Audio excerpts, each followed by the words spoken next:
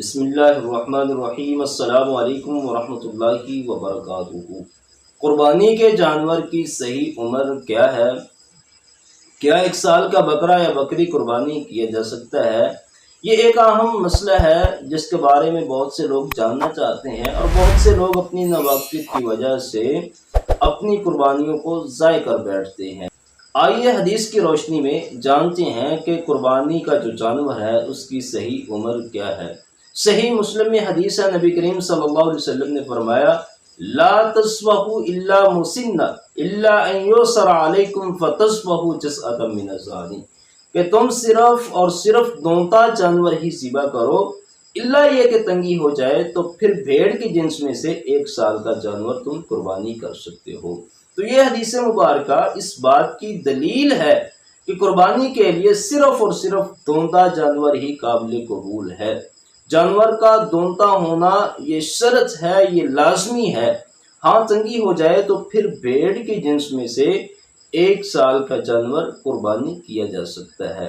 اب سوال یہاں یہ پیدا ہوتا ہے کہ کیا بکری کی جنس میں سے بھی 1 سال کا جانور قربانی کیا جا سکتا ہے؟ تو اس کا جواب ہے ہرگز نہیں۔ بکری کے لیے بھی وہی اصول ہے جو اللہ کے نبی صلی اللہ علیہ وسلم نے دیا ہے کہ اس کا دونتا ہونا ضروری ہے۔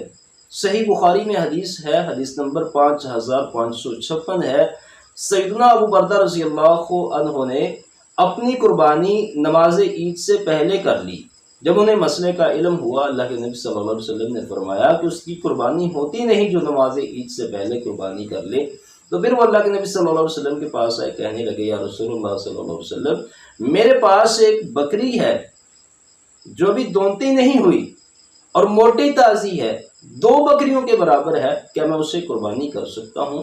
تو نبی کریم صلی اللہ علیہ وسلم نے فرمایا کہ آپ قربانی کر لو، یہ صرف اور صرف آپ کے لیے ہے، آپ کے علاوہ یہ کسی کو اجازت نہیں ہے۔